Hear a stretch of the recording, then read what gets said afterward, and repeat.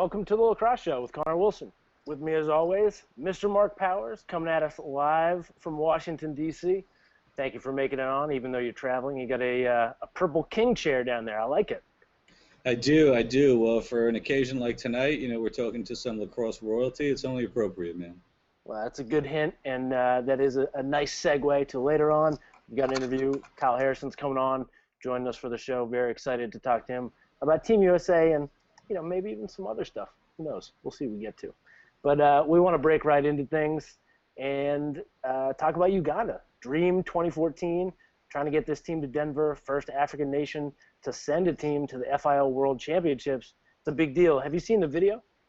I have. I've seen the video, and I think you hit the nail on the head mentioning that they're the first African team talking about making the World Championships, and probably even bigger than that, the first African team making noise. So all of that is good news to me. And what I think is really cool is in such a 2013 moment, they're looking to fund their trip via crowdfunding, right? Of course, So it's a great story. I'm all about it. What do you think?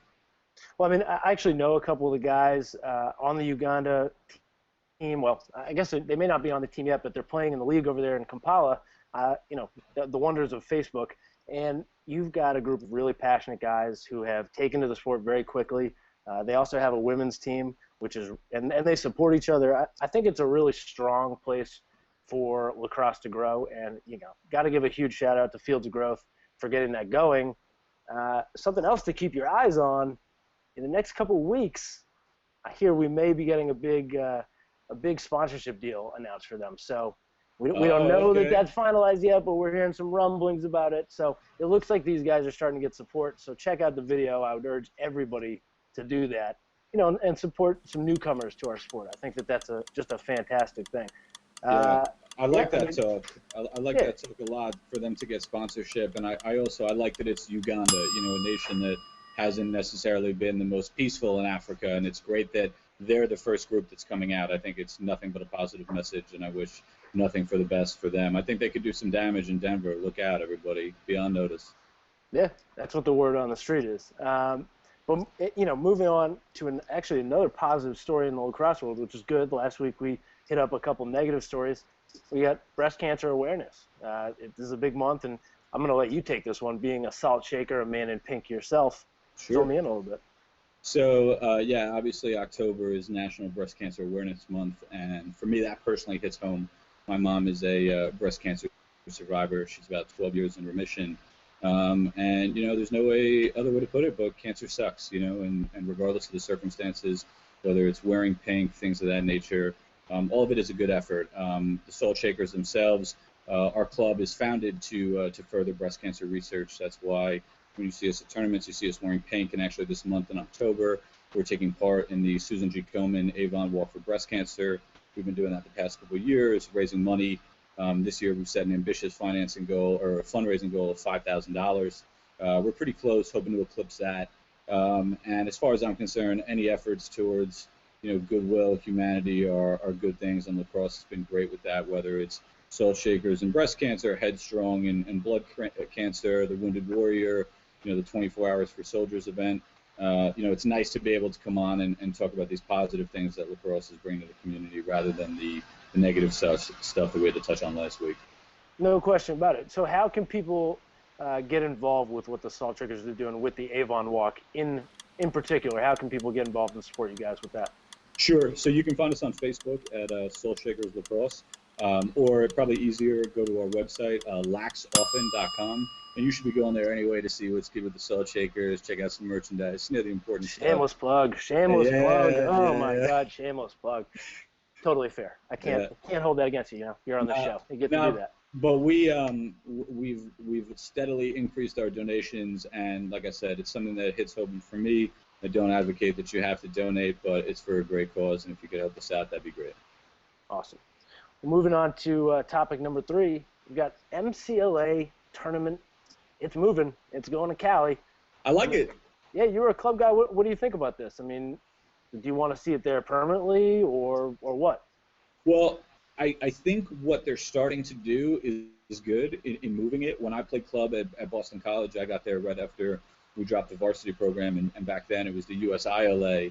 and the championship was in St. Louis, which like actually to me kind of makes some sense because it's a little bit of a central locale.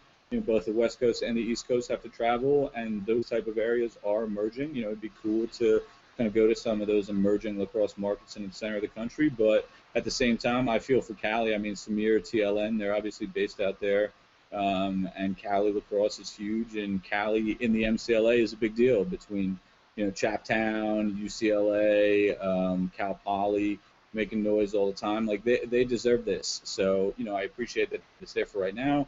Permanently, I'd like to see it bounce around, but what do you think? I mean, I'm a big supporter of putting it at a school. First of all, I think you should reward the schools which host MCLA programs, and then which would allow the MCLA tournament to take place at their school. We know that not Right. every school even allows teams to use their fields. So I think that that's an important distinction right there, rewarding those programs that are able to do that. And then the other thing that I really like about it is that no matter what, you're going to get a better hardwired internet connection for those webcast games. So the Yeah. MCLA webcasts, I think, are going to be better. That's more exposure for the brand, and that's a good thing. You know, I do like that. You know, MCLA needs consistency. Oh, for sure. And speaking of shameless plugs, TLN, I feel like they got a nice little in right here coming for MCLA 2014. So talk about good coverage. I can't wait to cover that. Yeah, I mean, being in Southern California, you can only hope. So, you know, they've been doing a good job. We'll see. I know that Kyle's done a great job with the LXM. We'll have him on a little bit later, but they always do well in Orange County. They do well at Chaptown. So, you know, maybe there's a lot of potential there. It's going to be Babe it's gonna be City, a good one. man. Babe There we go. City. So related to that a little bit, tangentially, more about the D1 side really is fall ball. I mean, you saw some early results. We saw Monmouth. We saw Richmond emerging. I mean, what are your thoughts on fall ball this year? It's interesting. You know, we were talking about it before coming on. Like, what does fall ball really mean, and how much should you read into the results, and what teams are doing? I don't think necessarily that the scores matter, but it's good to see the players that are out there, some of the combinations. I like that we're seeing some fun events, stuff that you wouldn't necessarily see all the time, whether it's Team USA playing college teams, Israel, the Iroquois Nation, Especially this year, yeah, with all that Yeah, prep work. I mean, even yeah. this month, we're going to see Brown play the England English is coming national in. team. We're going Yeah, to see them play Sankofa. We'll talk to Chaz Woodson, I hope, about that next week. right. Harvard is also playing the English national team on October 22nd, I believe. So there's a lot going on. It's a cool period, but what do you think is the driver for fall ball? Like, what is your most important accomplishment for any team? MCLA, D1, D3, doesn't matter. I mean, what do you want to Right. get accomplished? What's that key? Well, it's interesting. I used to think that it would be better to kind of play more tournament or team-oriented events where you're playing another team, you get a chance to test yourself, but you can't refute with results. I mean, what John Donowski is doing at Duke, I've been a huge hater on what their deal is, but I mean, he's killing it. They have the right idea, and it seems to be just skill development, get back to basics, do what you need to do. You know, if you get yourself involved in a scrimmage to let the testosterone off a little bit, that's fine, but mostly work on yourselves, and that's a time for self-development that you're not going to get back in the spring because you're going to be game planning too much. I think you make a great point. I'd love to disagree with you, but I really can't. I think Duke goes so far as to even pull it into the beginning of their season where they're not as concerned about winning games as they are Yeah. about doing things right. And that's won them some national championships, I think. So I got to agree with you on that one. One, two, a couple. All right. So we're going to bring on Kyle in a moment here and talk Team USA. We'll talk some other stuff too. But, I mean, do you have an early read, Mark, before we get Kyle on, kind of your Team USA thoughts? I mean, anybody standing out to you? Any rumors flying around that are really interesting? Team USA is interesting for me this year in that I'm not necessarily as focused on the superstars as I would have been in the past. I'm more compelled by who those last couple guys to make the roster are going to be. It is a limited roster, and I do like the stories that I've been seeing about some of the more unsung guys kind of making a name for themselves. I'm particularly happy about the Garrett Dill story. He played at our tournament, the Salt Shakers tournament 2 years ago. You were there. He absolutely murdered it. Oh, God, he was Yeah, he's a beast. scary. He's a beast, and it sounds like he's only diversifying his playing portfolio and stepping his game up. And to me, that's a great story having a guy from USMA, from Army, being on the team. Hopefully, he makes it through. That's one story I'm following for sure. Well, that's a good one. And I think now's a perfect time to bring on Kyle and ask him, what he thinks about the tryout process so far, if anybody has really been shining in his eyes. But I mean, first, I guess we got to say, what's up, Kyle? How you doing? What's going on, fellas? It's good to have you on. Thanks for joining us. Of course, thanks for having me.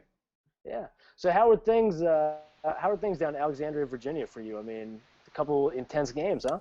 Yeah, it is. We all got in Friday afternoon. We had a practice Friday night. I think just like in Denver back in September, and then in Florida in January, the practice sessions are pretty heated and pretty heavy. A lot of getting up and down, a lot of going over, riding and clearing, making sure we're all understanding the concepts the coaches want us to execute. And then clearly you gotta play a little bit of 6-on-6, nothing too crazy, but you got to do it enough that people can start getting used to each other. So it was a good practice Friday night, and then Saturday competitive, a lot of fun. And it was hotter. I think it was a little bit warmer than we all expected out there. But, and those international games are so long with 4 20-minute running quarters. So it was good to get up and down and compete a little bit. Now, you talk about, that there's kind of a limited 6-on-6 amount of stuff that you can do in practice. So when you get out in those games, it really seems like that's the greatest opportunity for players to prove who they play well with, if they play well with other people. Yeah. Does that put extra pressure on you guys, or at this point are you kind of used to that? No, when it comes to the pressure of this whole thing, everybody that's on this training roster right now puts so much into the sport, and that's from training to shooting extra to studying the craft. So at this point, the talent is out of control, and I think it comes down to who plays well together, who fits the schemes the coaches would like to execute, and I think it goes from there. So when it comes to pressure for the players, all you can do is go out there and play your game, play unselfishly, and whatever happens, happens. And I mean, that does kind of seem like a Richie Meade constructed team. When you look at his teams in Navy, it's very much about, getting everybody together who kind of meshes well, who plays well, and then, throw the guys out there. So, I mean, is there anything you think you can do to really help yourself, make the team, or is it literally just go out and play? Just go out and play and kind of hope for the best. I mean, it seems crazy. Yeah, right? I think you can't overanalyze it, man. Like I said, at this point, it's an honor to be selected in that 92-person pool, I think it was, to start off with. That's an incredible honor, and then it's an honor to be selected in the 50-man training team. And then I think at this point you just continue to train, you continue to go out and compete and work as hard as you can, do what's asked of you. And like I said, you can't overanalyze it. You just got to play, and if you fit the scheme that they're looking to do, it's a good thing. And if you don't, it's kind of part of the process, unfortunately. Sure. So Kyle, you happen to be a returning Team USA member, not a immediate 2010 member, but back from 2006. Actually, unfortunately, the only time that we didn't win the gold medal. What can I know? I'm sorry, I hate to make it so direct, but no, all good. It does actually lead into my question. So, what can you say about the difference in how the process has gone and some of the training? I mean, obviously, there's more college games. I remember back then you guys played maybe Team Ireland or something like that, but now you guys are really engrossed in football.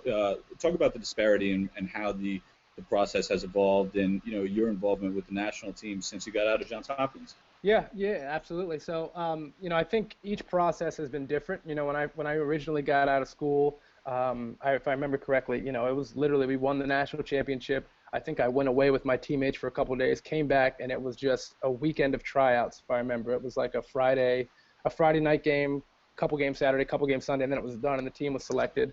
And then the following time, I think it was similar to this in that there was a tryout, and then it was broken down into a training team. And then I think there was maybe one event, and then it was broken down to the team.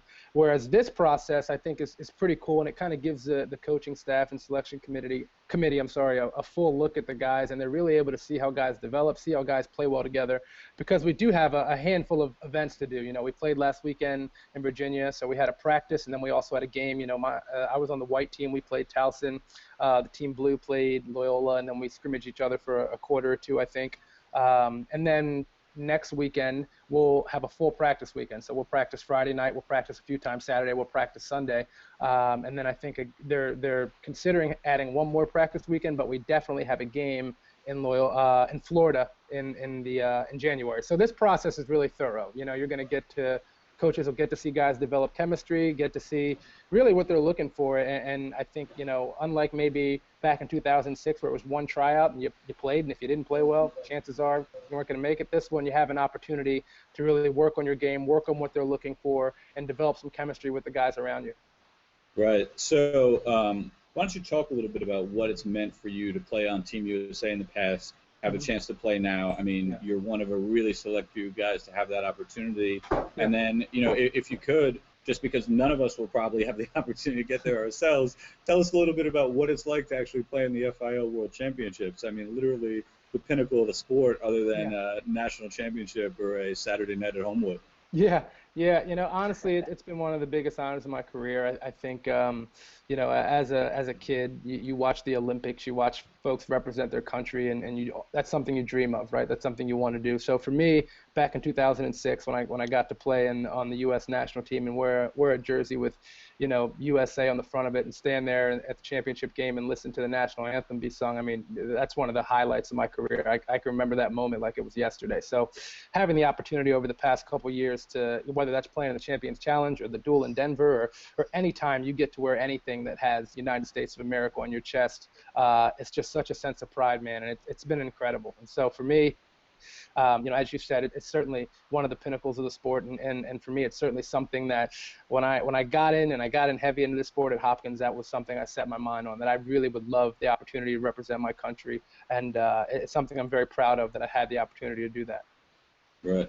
One last question for you about the international experience before I kick it over to my man Connor. I've had the chance to play internationally, and the game is dramatically different, both in style, rules, literally every aspect. It's not as if it's a totally different game as boxes to field, but as you'd agree, there are distinct differences. What was the biggest change for you going to play the international style? What do you like? What do you not like? Comment on that a little bit and your adjustment.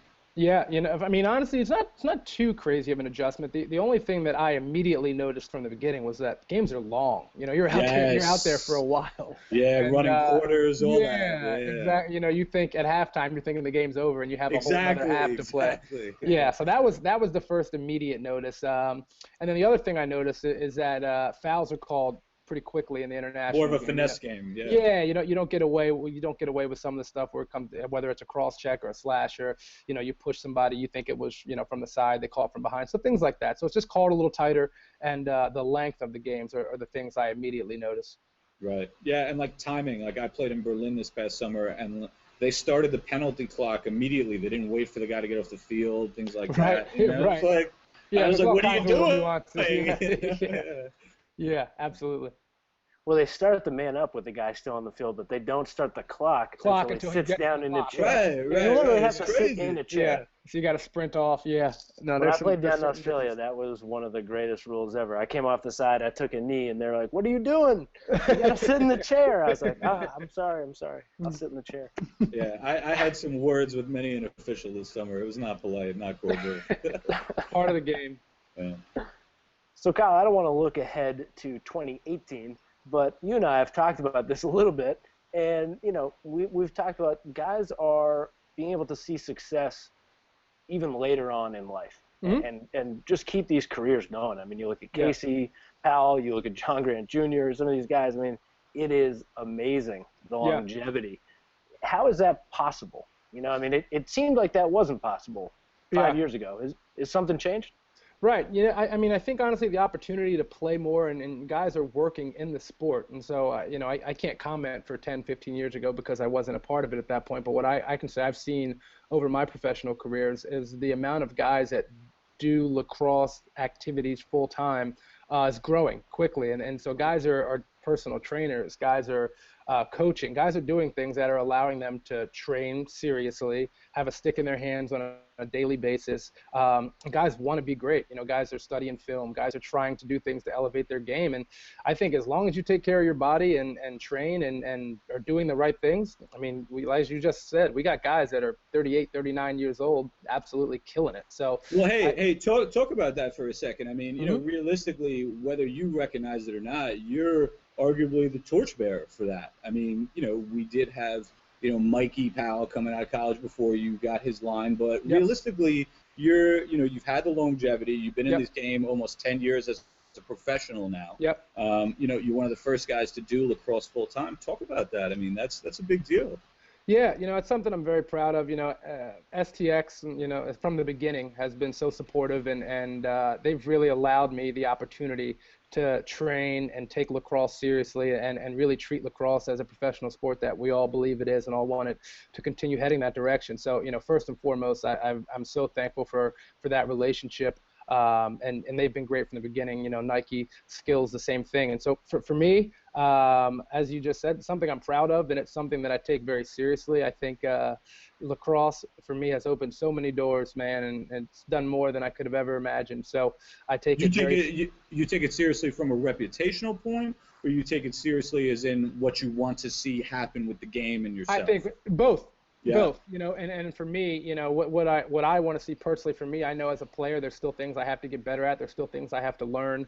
And then as far as where I want this sport to go, I want to make sure I'm doing my part and helping to grow and elevate the level of the sport, just because it's done so much for me, and hopefully the next generation, it'll do the same for them. Now, it's funny, lacrosse more so than any other sport, I find that players really feel an obligation to give back and really further the game, because it's not as much of a mainstream sport, and it really takes guys like yourself to move along. What do you think about that notion? Man, honestly, I think that's one of the things I love about this sport. I think every guy, whether you played MCLA, D3, D2, D1, whatever it is, every guy that graduates feels some sort of obligation to help the sport grow, or no matter what level that is, and they all do their part, man. And I can't comment about other sports because I don't know other sports as closely as I know ours. But in our sport, I've seen it at every single level. Guys feel an obligation to graduate and then get out and teach and coach and spread the game as much as possible, man. So I absolutely love it. That's a good thing. You love it so much you have mesh wallpaper. I do. I spent a lot of time 20 millimeter. Absolutely. 20 mil. There we go. So I'm interested a little bit too to hear about the K18 line, because for a long time it was like all the top college programs had the K18 stuff, and it seems to be moving maybe back a little bit towards like a younger demographic than maybe like the hop guys wearing it. Yeah. Do you want to talk about that a little bit? Yeah, absolutely. We aimed at that intermediate player because, that player that's looking to get to the next level, that middle school kid, because that's the kid that I interact with the most. I think that's a kid that has a real, has his own style. He's the kid that, he might not be on his high school team yet, clearly, so he doesn't have the custom gloves, and he doesn't have a team that he's specifically all dressed for. He has his own style, he has his own flair, he has his own flash, and so that's the kid we were aiming at because, again, that's the kid I was, and that's the kid I interact the most with, and it's been a lot of fun. It was a lot of fun over the past year and a half working with that group, kind of bouncing things off of them, seeing what they think, seeing what they don't like. Got a lot of that, but it was a lot of fun. Is that just a trip? I mean, for me, obviously not being anywhere near that, to me, it just seems like, an absolute trip, man. What's that experience like, having your own lacrosse line, being involved in the R&D? Yep. When you go out there, you see it at your alma mater on their gloves, or you see it on kids. What does that mean? I mean, it's got to be obviously intense pride, but talk about it. Yeah, man. I mean, I wish I could describe it. It's incredible. It's a dream come true completely. It's one of those things where, I didn't expect it. It's something kind of like playing for the national team when you're younger. It's one of those things you see basketball players, you see Jordan, you see these guys with their own signature shoe, and you think, I want my own shoe one day. You say those type of things without actually thinking it's going to happen. And so honestly, to get to the point where we're able to create the K18 line and to see, Hopkins wearing it, Cuse wearing it, and then now have this is the third edition of the K18 line. So it's something I'm extremely proud of. Thank you. Something I'm extremely proud of, and something that certainly wasn't expected, man. So I'm just extremely happy about it. Well, you touched on something really unique, and I got to address it, being a fellow sneakerhead. I remember back in the day when you'd always be texting pictures of whatever you got from Nike. Yeah. So two questions for you before I kick you back to Connor and we let you get out of here. Tell me a little bit about Nike Lacrosse. I mean, we know STX and Nike are united. And then a bigger question, and an important one that I asked your fellow sneakerhead and buddy Joe Walters last year is, oh boy, tell me your top 5 kicks, whether it's Give me, yeah, no, I'll give you some categories. You know, so tell me your top, your top Jordan, 11. You know, I was gonna say if it's 11, give me something other than 11. I can't. There's no better Jordan ever created than the 11. Concord or Space Jam? Concord. Okay, Nothing I'm better. with you. You're the man. Nothing better. There's no hesitation either. No hesitation. I wore those shoes for every sport in high school. I wore them when we played lacrosse. We played on turf. I wore It's them in the STX commercial. Yeah, You're in the STX commercial, dunking in them. Yeah. Best shoe ever. Agreed. It's my grail as well, no question. So you know, I'll let you. Why don't you give me your favorite training shoe, your favorite non-athletic shoe, you know, whatever funky Nike you like, and then give me one non-Nike just for fun. You know, after so that's 4 categories. I know that's intense. That's a lot, man. That's a lot. I can hit you with the 11s are my favorite shoe of all time. Yeah. I can say honestly, when it comes to training shoes, I like the let's see, what shoes am I wearing right now? 4.0s are the ones I like. Comfortable, and they come in 8,000 different colors, so you can always make sure your things are looking right together. As far as I don't, you know, the tough one is I don't really branch outside of Jordan much. So when it comes to like my favorite non-athletic shoe or non-workout shoe, I still wear the Jordan 1s, like with a pair of jeans. That's a good answer. Yeah, you know, in a bunch of different colors. And then this is going to be bad, but you said a shoe outside of Nike. Yeah. I wouldn't even know where to start. Could you argue the Yeezys maybe? I mean, it's part of Nike, but those are like, that's the only shoe in my closet that just doesn't have a big swoosh on it. Well, when you got it like that, you can obviously go to the Yeezys and just casually be like, yeah, that's my non-Nike joy. Yeah, when you got it like that, of course, bro, we'll have that question. But before I let you go, since you are Mr. Nike, talk to me a little bit about where they're at, where they're going. You know, they've been huge with the Iroquois, but product-wise, I mean, you know, what's good, man? Tell me. Yeah. You know, so I because of my STX relationship, you know, when it comes to product specifically, my time is spent more on the STX side of things with the K18 equipment line and things of that nature. But shoe-wise, you know, the Huarache 4s, I love them. I think they're really comfortable. They come in again, just like all their different shoes, they come in so many different colors. So, you know, if you're a guy that likes to match your stuff up or at least look somewhat put together, you got a lot of choices there. And, you know, I don't know if you saw any coverage from it over the summer. That event, the ride, was really cool. I thought they did a really great job putting that together, and the kids that were there had an amazing experience. And I would just imagine that thing come next summer is going to be even bigger. And so they're doing some great things, man. Like we talked about briefly earlier, the sport's growing so quickly, and having a company like Nike involved and putting on events like the Ride, and you know, now they're involved with the U.S. national team and all those different things. So things are headed in an awesome direction. Yeah. Kudos. Didn't mean to put you in an awkward spot. Apologies. No, not at all. You're good. Oh, good. Hot fire right there. You're good. Hot fire. Dial up. So we got one question left for you, and for me, this is an obvious one. If I could go back in time and take one attribute from when I was in college and bring it to my current life now, I would be in better shape. Is there anything that you look back at your college game and say, I did that better back then? Is there anything like that? Yeah, absolutely. And this could be because of the amount of access to stuff. You know, I try to do it the same, but in college I religiously studied film constantly, and I could from tendencies of a goalie to you know, there was a guy, Mitch Hendler, and I used to have some battles. He was the pole at Navy, and I could literally tell you. Latin. Yeah. Boys Latin guy. I could literally tell you depending on the way his shoulders were slumped, I could tell you what he was about to do. So if I could go back and take that attribute and put it to me now, it would be somehow figure out where all this film is and just start studying, because that's what I think had a big part in my success in college. Wow. Nice. That was a great answer. Yeah. That was a good one.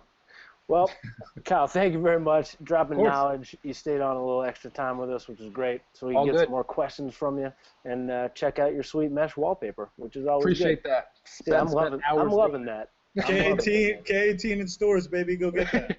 Appreciate it, fellas. So thank you guys very much for watching. We appreciate it. We'll be back next week. Chaz Woodson will be our guest.